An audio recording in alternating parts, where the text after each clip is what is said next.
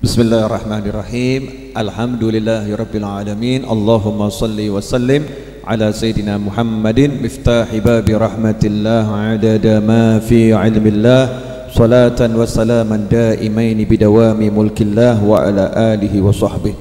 Allahumma shalli ala sayyidina Muhammadin salatan taftahu biha lana futuhal arifin wa tufaqihuna biha fid din wa ala alihi wa sahbihi. Assalamualaikum warahmatullahi wabarakatuh.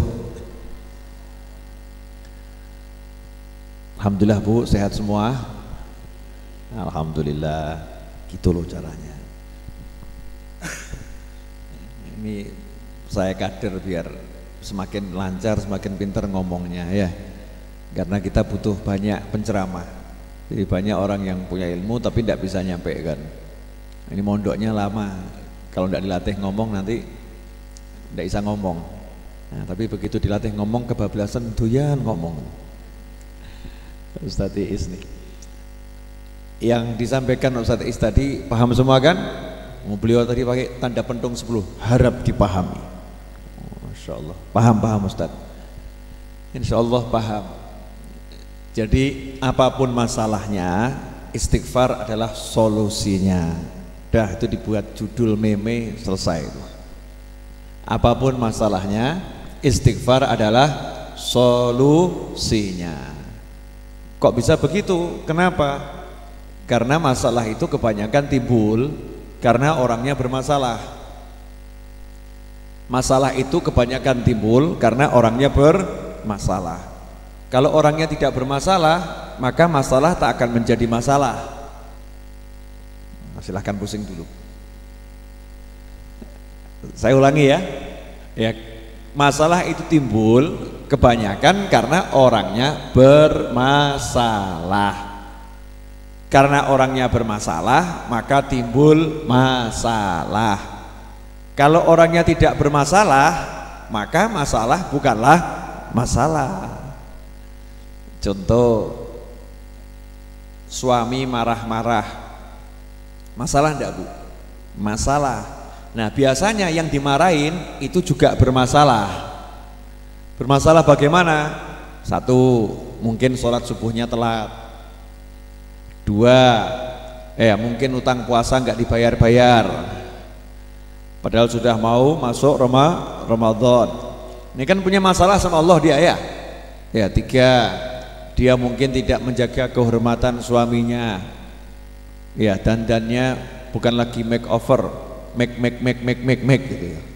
Dandannya over luar biasa.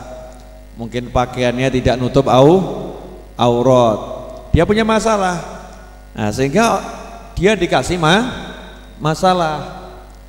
Tapi kalau orangnya tidak punya masalah, orang soleh, orang baik, begitu dapat masalah nyantai dia. Masalah is not masalah. Kenapa? Karena ada yang maha menyelesaikan masalah, dan resepnya cukup sederhana. Wa may yattaqillaha yaj'al lahu makhrajan wa yarzuqhu min haitsu la yahtasib. Siapa yang bertakwa kepada Allah, maka Allah akan memberinya jalan keluar untuk apapun masalahnya, dan Allah akan beri dia rezeki dari arah yang tidak pernah dia fikirkan, yang nggak pernah dia fikir. Saya mau nanya sama ibu-ibu, kalau ibu butuh uang 100 juta, punyanya saldo 200.000, masalah enggak itu?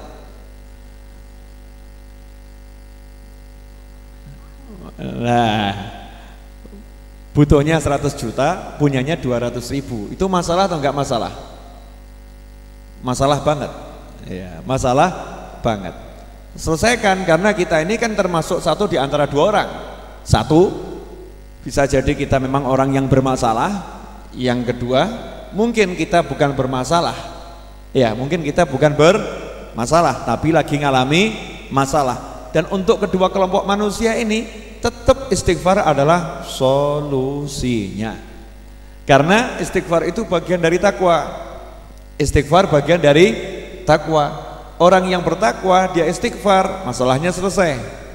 Nah yang kurang bertakwa, dia istighfar, pantes dosanya banyak. Dengan dia istighfar, dosanya diampuni, masalahnya juga selesai. Makanya ketika Sayyidina Hasan Al-Basri rahimahullah ditanya, ada satu orang lapor, saya udah nikah sekian tahun kok nggak hamil-hamil. Ya itu yang disuruh istighfar satu, yang minta doa itu ya disuruh istighfar. Kalau saya tambahin, zamannya kan beda zaman sekarang ya. Suami istri suruh istighfar pasti, sekalian mertuanya suruh istighfar. Jadi kadang tuh cucu nggak muncul karena mertuanya ini jengkelin, mertuanya nyebelin. Kalau dikasih cucu dia seneng, sama Allah nggak dikasih cucu dulu. Kenapa? Kurang ajar sama Allah mertuanya. Ya, calon kakek, calon nenek ini nggak takwa sama Allah Subhanahu wa ta'ala. Sebetulnya yang lagi bermasalah bukan suami istrinya, tapi yang bermasalah adalah calon kakek, calon nenek. Tapi seringkali calon kakek, calon nenek nggak sadar yang disalahkan adalah anak dan menantunya. Betul lah, betul. Nah, jadi istighfar semuanya. Punya utang, suruh istighfar. Gagal panen, istighfar. Sumpek, istighfar. Muridnya juga agak ragu sama gurunya. Ini guru sebetulnya guru bener atau cuman modal istighfar nih? Oh, titik-titik kok jawabannya istighfar, dikit-dikit istighfar, dikit-dikit istighfar. Maka dijawab oleh Sayyidina Hasan Al-Basri rahimahullah, bukankah Allah telah mewahyukan dalam Al-Quran, Nabi Nuh itu berkata, faqultu astaghfiru rabbakum innahu kana ghaffara yursilis sama alaikum midrara wa yumdidkum bi amwalin wa banin. Riwayat yang saya terima seperti itu sumbernya, yang Ustaz Is tadi sumbernya seperti itu, beda ayat yang dinukil ya. Faqultu astaghfiru rabbakum, ketika kaumnya Nabi itu ngalami paceklik. Wah, yang namanya paceklik itu kalau di Indonesia nggak seberapa ya. Kita kan negara khatulistiwa, panasnya nggak terlampau panas, panasnya nggak terlampau panas. Tapi coba kalau di Timur Tengah, saya waktu haji dia merasakan panas 50 derajat tuh ya kroso. Panas ya, hampir 50 derajat Celcius tuh panasnya luar biasa. Panas di Indonesia masih banyak pohon, betul kan? Di sana panas gunung batu pasir. Udah panas gunung batu pasir. Zaman dulu belum ada AC. Belum ada AC, kipasannya ada, manual. Ya, kipas manual. Panasnya luar biasa. Sehingga banyak hewan yang mati. Nah, kalau hewannya mati, manusia juga terancam. Kenapa? Satu, termasuk makanan pokoknya manusia adalah daging sapi, daging kambing tersebut. Dan termasuk alat transportasinya hewan-hewan tersebut. Ini kalau hewan-hewannya pada mati, nanti bagaimana manusianya? Semua ngeluh. Gimana ini, gimana ini, gimana ini? Nabi Nuh ngasih solusi yang sangat simple, nggak ruwet-ruwet. Fakultu, maka aku katakan, fakultu astaghfiru rabbakum, hendaknya kalian semua minta ampun kepada Tuhan kalian. Innahu kana ghaffara. Jangan khawatir, sesungguhnya Tuhan kalian itu sangat suka memberikan ampun, sangat suka ngampuni itu Allah Ta'ala. Innahu kana ghaffara. Kalau itu kalian lakukan, yursilis samaa alaikum midrara, maka Allah akan kirimkan hujan yang lebat dari langit. Masalah yang paling bermasalah adalah panas paceklik, air tidak ada, langsung diselesaikan hujan lebat dari langit. Wa yumdidkum bi amwalin wa banin, dan Allah akan kasih kalian harta yang banyak dan anak yang banyak. Ini kalau cuman anak banyak, duitnya nggak banyak, repot, masalah lagi ya. Anak banyak, duitnya sedikit, itu masalah. Makanya Al-Quran sangat jeli, wahyunya Allah itu luar biasa. Allah nggak bilang anak yang banyak, harta yang banyak, tapi Allah bilang dulu wa yumdidkum bi amwalin. Allah bilang dikasih harta yang banyak dulu, ya, kemudian baru dikasih anak yang banyak. Jadi program hidup itu kalau rumahnya ada, duitnya banyak, kerjaan mapan, anak banyak, wah itu nikmatnya luar biasa. Sesuai dengan cita-cita manusia. Rumah magrom-magrom gede, duit banyak, gak punya anak, sepi. Betul kan? Sepi. Rumahnya gede, anaknya banyak, nikmat di situ ya. Hartanya banyak. Wa yumdidkum bi amwali wa banin wa yaj'al lakum jannati wa yaj'al lakum anhara. Allah akan berikan pada kalian kebun-kebun, dan Allah juga kasih sungai yang mengalir di dalamnya. Artinya kebunnya nggak mungkin kehabisan air. Jadi perusahaannya tidak mungkin kehabisan bahan baku, perusahaannya aman. Jadi duitnya ada, kerja jalan. Kadang ada orang punya duit, tidak punya kerja, lama-lama habis itu duitnya. Lama-lama habis duitnya. Ini duitnya ada, saldonya besar, perusahaannya jalan, sehingga uangnya dibelanjakan nggak habis-habis. Yang nggak habis. Resepnya ternyata untuk nggak punya anak ya istighfar, butuh duit ya istighfar, panas yang luar biasa tadi ya istighfar, perusahaan kebun-kebun juga istighfar.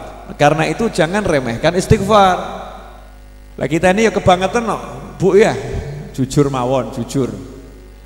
Kita ini sana sombat sambat, sumpek aku sumpek. Ngucap sumpek tuh tidak menyelesaikan masalah. Semakin kita ngucap sumpek, semakin sumpek. Ngucap sedih itu nggak menyelesaikan masalah. Semakin ngucap sedih, semakin sedih. Makanya tinggalkan tuh kebiasaan saya sumpek, saya suntuk. Saya kalau datang orang beb saya sumpek kok dewe, tak tinggal saya. Mau aku ngedepi wong sumpek. Saya mau senang. Buang sumpekmu. Di sini tidak boleh sumpek. Di sini harus senang. Di luar sana silahkan sumpek. Masuk ar-raudhah wajib senang. Ya wajib bahagia. Karena di sisi manusia itu banyak hal yang bisa buat bahagia. Kenapa yang dipikir yang sumpek sumpek kamu pikir semakin sumpek kamu ucapkan semakin sumpek. Terus bagaimana? Selesaikan sumpekmu. Caranya bagaimana? Ya mulai istighfar yang banyak. Saya sudah istighfar. Mosok sudah enggak ya, sudah istighfar. Istighfar itu artinya betul-betul minta ampun kok. Astagfirullah ya Allah, astagfirullah sama ibu saya, astagfirullah bapak saya, astagfirullah bojo, masya Allah, astagfirullah anak, astagfirullah dia, astagfirullah. Itu namanya istighfar. Kalau astagfirullah. Ini bukan astagfirullah, bukan istighfar. Itu namanya zikir istighfar, tapi bukan tolabul maghfirah. Kalau minta ampun tuh ya dihayati dengan hati, betul-betul minta ampun. Di situ baru akan menghasilkan sesuatu yang luar biasa. Dan tidak usah pakai dibahas, dipraktekkan saja. Ya, dipraktekkan saja. Yang judulnya seret istighfar. Ya, mau nikah kok susah, itu dua. Satu, beranilah melamar. Kedua, istighfar. Mau nikah susah, cuman batin, aku kok susah nikah ya, aku susah nikah ya. Enggak nikah kamu. Mau nikah itu ya berani melamar. Saya perempuan beb, ya enggak apa-apa. Bilang sama Pak D, Pak Lek, tolong lamarkan dia. Begitu aja kok, repot. Emangnya saya enggak laku? Memang gitu. Akui saja kalau memang belum laku, betul kan ya? Bukan enggak laku, tapi belum laku. Emangnya kalau perempuan melamar tabu? Enggak tabu. Wong Sayyidah Khadijah yang melamar Nabi Muhammad SAW, ya kan, yang mulai ngomong. Walaupun Rasul yang melamar, tapi yang mulai ngasih kode siapa? Sayyidatuna Khadijah radhiyallahu ta'ala anha. Sayyidatuna Hafsah, putrinya Sayyidina Umar bin Khattab radhiyallahu ta'ala anhu. Bahkan bapaknya keliling nawarkan ke Abu Bakar, ke Umar, ke Uthman, ditawarkan, mau enggak sama putri saya. Bapak yang genah begitu. Jangan gampang ngomong, masa saya suruh nawarkan anak saya, seperti anak saya nggak laku-laku. Nah, ini bapak nggak genah ini. Kalau yang genah justru carikan calon mantu ngomong. Sembari istighfarnya ditekunui, biar dapat yang pas, dapat yang bagus, dapat yang menyenangkan dunia akhirat. Jelas? Insyaallah. Mana yang belum dapat ini? Yang belum dapat tolong dibagi dulu. Ya, ibu saya tuh kok lihat yang belum dapat nggak bisa. Ya, biar semuanya dapat. Lanjut. Nah, sekarang saya mau ngajari yang lain. Ini bulan Rajab. Kalau bab istighfar sudah alhamdulillah paham semua. Tinggal praktek ya. Rajab itu syahrul liqa. Bulan Rajab itu bulan perjumpaan. Bulan pertemuan. Bulan pertemuan. Pertemuan apa? Satu, pertemuan Nabi Muhammad SAW dengan para nabi dan rasul. Dengan para nabi dan rasul. Yang kedua, pertemuan Nabi Muhammad SAW dengan Allah Subhanahu wa Ta'ala. Ya, dengan Allah Subhanahu wa Ta'ala. Jadi pertemuan Rasulullah dengan nabi dan rasul. Yang kedua, pertemuan Rasulullah dengan Allah Subhanahu wa Ta'ala. Pertemuan yang agung-agung. Orang pengen ketemu presiden, pengen ketemu gubernur ya. Nah, kalau ketemu para nabi pengen enggak? Ketemu Allah Ta'ala, apalagi gitu ya. Dan itu didapatkan oleh Nabi Muhammad SAW di bulan Rajab. Nah, pertemuan ini ada asal usulnya. ada tahapannya, ada caranya. Nabi kan ketika diisrokan dari Masjidil Haram ke Masjidil Aqsa, apakah ada kalimat Nabi akan bertemu para nabi di Masjidil Aqsa? Enggak ada. Agenda pertemuan Nabi dan Rasul di Masjidil Aqsa? Enggak ada. Enggak ada seperti itu. Yang ada pokoknya diberangkatkan dari Masjidil Haram ke Masjidil Aqsa. Ujuk-ujuk di sana, tiba-tiba di sana sudah kumpul para nabi dan Rasul. Betul begitu kan? Nah, yang pengen saya petik dan saya sampaikan pada sore hari ini cuman satu hal. Ternyata Allah Ta'ala mengajarkan kepada Nabi Muhammad SAW sebelum ketemu dengan para nabi dan Rasul untuk menjelajahi, mengunjungi napak tilas nabi dan Rasul tersebut. Jadi Nabi itu dibawa ke Palestina dulu, bukan ke Masjidil Aqsa. Dibawa ke Palestina kemana? Ke Bethlehem, ke tempat lahirnya Nabi Isa alaihissalam. Dibawa ke rumah lahirnya Nabi Isa, suruh sholat di situ. Nih loh tempatnya Nabi Isa, ya, muliakan nih tempat lahirnya Nabi Isa, agungkan nih tempat lahirnya Nabi Isa. Ngagungkan dengan apa? Sholat di situ. Ini pengagungan yang luar biasa, bukan sekedar doa di situ, bahkan sholat. Doa yang paling utama adalah sholat. Kemudian Rasulullah diajak ke Bukit Tursina, tempat turunnya wahyu kepada Nabi Musa alaihissalam. Rasulullah disuruh sholihuna, sholatlah di sini. Rasul mengunjungi tempat turunnya wahyu kepada Nabi Musa. Bahkan Rasul diajak melewati dan mampir ke makamnya Nabi Musa alaihissalam yang tidak jauh dari Baitul Maqdis, tidak jauh dari Masjidil Aqsa. Nabi Musa itu wasiat kalau wafat minta dimakamkan dari Masjidil Aqsa sejauh lemparan batu. Dulu nggak ada meteran. Jadi kalau mengukur tuh ngelempar batu agak keras, jauhnya berapa meter, umumnya lemparan manusia. Nabi Musa minta dimakamkan sejauh itu, artinya di sekeliling Masjidil Aqsa. Dan Rasulullah lihat Nabi Musa lagi sholat di makamnya. Lihat Nabi Musa lagi sholat di makamnya. Setelah keliling ke tempat-tempat bersejarah, ya, tempat-tempat yang mengandung nilai di sisi Allah Ta'ala, baru masuk Masjidil Aqsa. Di situ ketemu Nabi dan Rasul, dan beliau SAW sholat sebagai imam. Nah, ini yang harus kita tiru. Jadi kalau kita ini pengen ketemu orang-orang soleh, ya, pengen ketemu para wali, tempat-tempat beliau ya dikunjungi.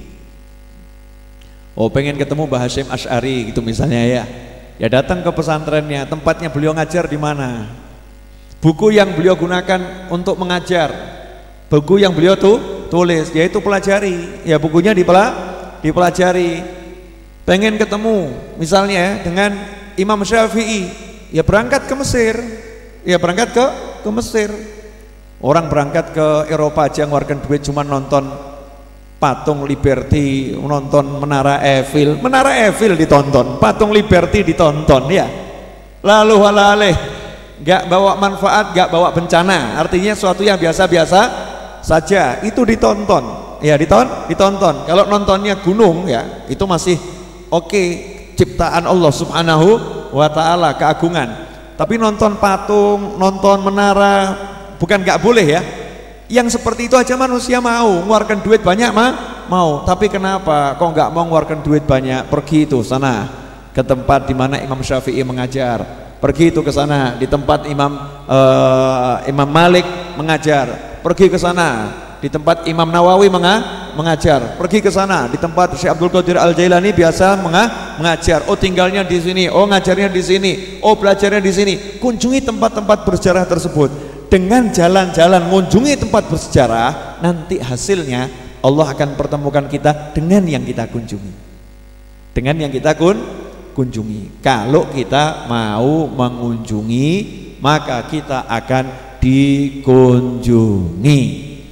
Kalau kita mau mengunjungi, kita akan dikunjungi. Makanya umat Islam di Indonesia ini kan dari tahun ke tahun turun-temurun diajari untuk berkunjung ke makamnya Sunan Ampel, berkunjung makamnya Sunan Bonang, berkunjung ke makamnya Sunan Kudus, berkunjung ke makamnya para wali. Untuk apa? Ya napak tilas, meniru Nabi Muhammad SAW ketika mengunjungi para anbiya wal mursalin. Harapannya apa? Nanti kita dikunjungi, ya ketemu, bisa dalam mimpi ketemu, atau nanti kita ketika sakaratul maut ditemuin, atau nanti setelah meninggal dunia ketemu. Nah kalau ketemu manfaatnya apa? Ya nikmat toh. Ketemu orang soleh berarti kan gak ketemu yang medeni-medeni, betul kan ya?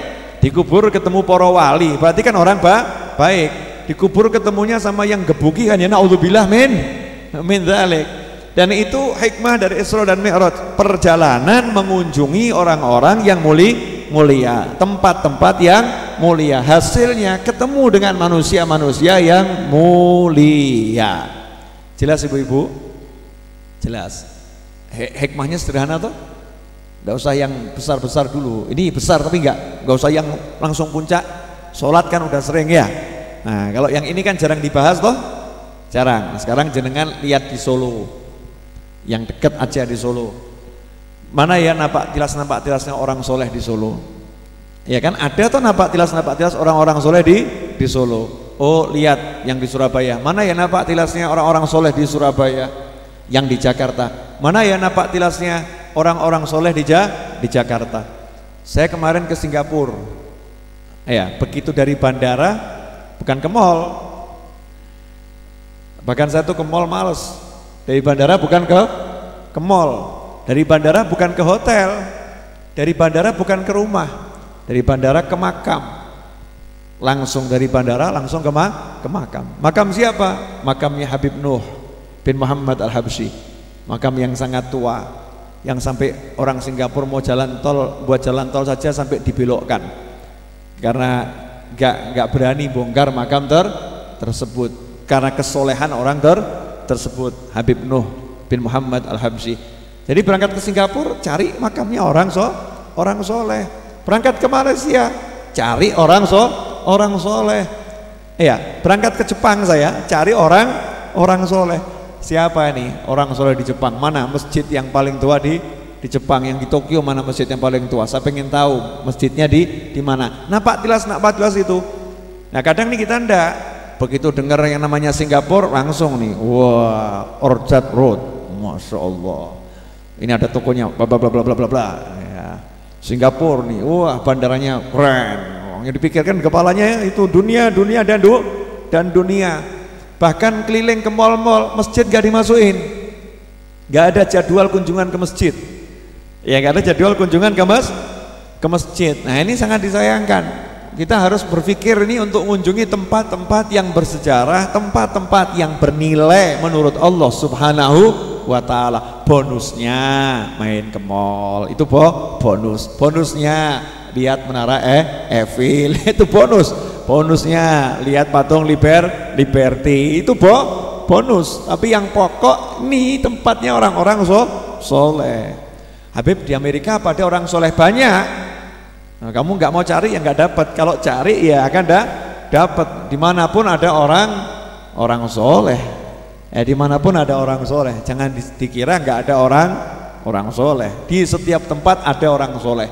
Masalahnya mau lihat apa enggak kita, mau cari atau tidak. Nah kalau itu kita lakukan, insya Allah ya, insya Allah bisa dikatakan hampir pasti. Ya hampir pasti. Ngomong pasti kan ya harus pakai insya Allah. Kita akan ditemui oleh orang-orang soleh tersebut, akan ditemui ya dalam mimpi atau nanti di alam barzah. Yang jelas hatinya jadi nyaman, hatinya jadi tenang. Jelas ibu-ibu dan pemirsa dimanapun anda berada? Jelas. Yang terakhir, sebentar lagi kan maghrib ya. Yang terakhir, tolong diingatkan keluarganya dan dirinya, mantunya dan anak-anaknya yang sudah balik, yang perempuan, selesaikan hutangmu dengan Tuhanmu. Saya tim penagih hutang Allah Ta'ala. Para ulama ini jadi tim penagih hutang, wajib mengingatkan hutangmu ada berapa, segera selesaikan. Sebentar lagi Ramadan ya, sebentar lagi Ramadan, tidak ada alasan lupa. Ini sudah diingatkan, bahkan diperingatkan. Saya yakin masih banyak yang hutangnya kurang satu, hutangnya kurang dua. Betul ibu-ibu? Iya, alhamdulillah. Ini termasuk para penghutang yang baik, gak lunas-lunas. Sama Allah saja gak dilunasi, apalagi hutang sama yang lain. Jadi nanti ibu kalau ditagih sama orang jawabnya begini, sorry mas, sama Allah saja hutang saya nggak takut kok mas. Apalagi anda cuma debt collector. Anda kan debt collector paling mukulin. Ya itu saya nggak takut mas. Wong sama Allah Ta'ala yang jelas Allah itu punya jagat raya, Allah punya semuanya, saya utang puasa saja saya nggak takut. Apalagi cuma sama kalian-kalian. Betul begitu ibu-ibu? Lah ya ini kita kadang walik-walik, utang sama manusia takut-takut, utang sama Allah kok nyantainya luar biasa. Ya Allah maha lomo, tapi yo ngono yo ojo ngono. Jangan sampai lewat ya, sebelum Ramadan selesaikan ya, utangnya diselesaikan. Habib saya lupa kurang berapa hari poro luwe, gitu aja kok repot. Ini penyakitnya ibu-ibu, saya tuh nggak inget Beb kurang berapa. Ya udah, kira-kira kamu kemarin dulu nggak puasa berapa hari? 7 hari. Saya lupa udah bayar berapa, anggap burung bayar kabeh. Udah puasa 7 hari aja kok abotnya luar biasa. Udah puasa. Wong bayi di perut tuh nggak makan nggak minum, kecuali kalau ada kiriman dari ibunya aja sanggup kok ya. Nggak jelas rezekinya sanggup. Menjenengan kan jelas. Nanti adzan maghrib yo buka kan begitu. Jelas kok yo bingung. Oke, siap bayar utang? Yang sudah lunas nggak usah ngomong sudah. Yang belum ini loh, utangnya dibayar ya bu ya. Nah insya Allah adik saya bulan depan nih April akan produksi baju takwa yang biasa saya pakai ya. Bajunya itu diproduksi oleh nama perusahaan produksinya Rasisa Rasiso entek gitu namanya Rasisa, itu adik saya dan beberapa temennya. Harganya insya Allah 200.000. Jangan kaget, kualitasnya kalau anda beli di toko itu baju-baju yang harganya 400-500 ribu, tapi saya jual 200.000. Itu dianggap teman saya, Beb kemurahan, ini matikan pasaran, jual saja 300.000. Nah nanti untuk reseller, untuk yang kulaan minimal itu 20. Nanti kalau kulaannya semakin banyak, potongannya semakin banyak. Jenengan kalau butuh lapangan pekerjaan, ya udah cari duit kira-kira 20 kali 200 berapa itu? Boh saya nggak ngerti. Nah 4 juta. Beb saya nggak punya uang 4 juta. Ya 4 juta kali orang 10 kan ya bisa toh ya. Misalnya satu orang aku duit sampai ini kan jadinya gitu. Kalau beli eceran 200.000, kalau misalnya banyak, per satunya mungkin jadi 150.000. Ya wes lagi wong 20 bayari si jiwai. Jadi engko itu regone mung 150.000, kumpul ke gitu kan, tidak apa-apa. Habibnya dibohongin boleh. Habibnya yang ngajarin kan nggak bohong itu kan ya, itu namanya jujur tapi pinter ya, rodok pokil gitu ya. Tidak masalah ya. Maksudnya apa? Maksudnya biar saya pengen merubah sedikit gaya berbaju takwa. Ini baju takwanya biar rodok modis ya, model-model yang begini nih. Bagus loh? Bagus enggak? Yang bagus yang pakai atau bajunya? Wah, ngomong saja bajunya awas gitu ya. Ya bajunya ya yang make dan yang nonton semuanya bagus. Insya Allah mulai bulan depan ya, lagi dihitung-hitung biar kualitasnya bagus, hasilnya juga bagus. Nah nanti sebagian hasilnya karena saya ini termasuk bagian dari PNM-nya, penanam modalnya. Nah untuk bagian saya itu untuk kepentingan Majelis Ar-Raudhah ya, Majelis Ar-Raudhah. Nah itulah ajaran guru saya, suruh obah terus ya, obah ojo ngatung ya, jangan ngatung. Dan semoga bisa bawa lapangan kerja untuk teman-teman saya yang lain. Mbak Tian tuh mesem-mesem tuh, karena beliau biasa jadi reseller tuh. Nah, makasih banyak. Insya Allah doakan adik saya biar sukses ya, biar ibu saya seneng, biar gendang rabi. Ibu saya tuh nunggu mantu adik saya tuh kok rodok angel dia.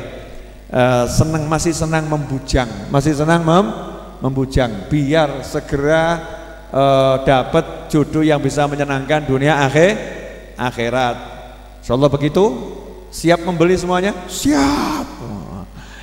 Cuman kalau siap dulu kan enggak apa-apa tuh ya, enggak beli enggak jadi masalah. Yang penting siap dulu. Nanti kalau sudah jadi saya akan launching di Majelis Ar-Raudhah dan majelis-majelis yang lain. Jadi ngewangi dulur kan ganjaran. Betul ya Bu ya? Daripada ngewangi orang lain kan ngewangi dulur dulu baru ngewangi yang lain. Yang jelas insya Allah jenengan buktikan sendiri kualitasnya bagus dan harganya itu tidak mahal. Kalau dijual kemurahan nanti saya menghancurkan pasarnya orang lain. Dilarang di dalam agamanya Allah Subhanahu wa ta'ala. Jelas ya? Demikian semoga bermanfaat. Mari kita tutup dengan surat Al-Asr. A'udzu billahi minasyaitonir rajim. Bismillahirrahmanirrahim. Wal 'asri innal insana lafi khusrin illa alladhina amanu wa 'amilus salihati wa tawasaw bil haqqi wa tawasaw bis sabr. Shadaqallahul 'azim. Wassalamualaikum warahmatullahi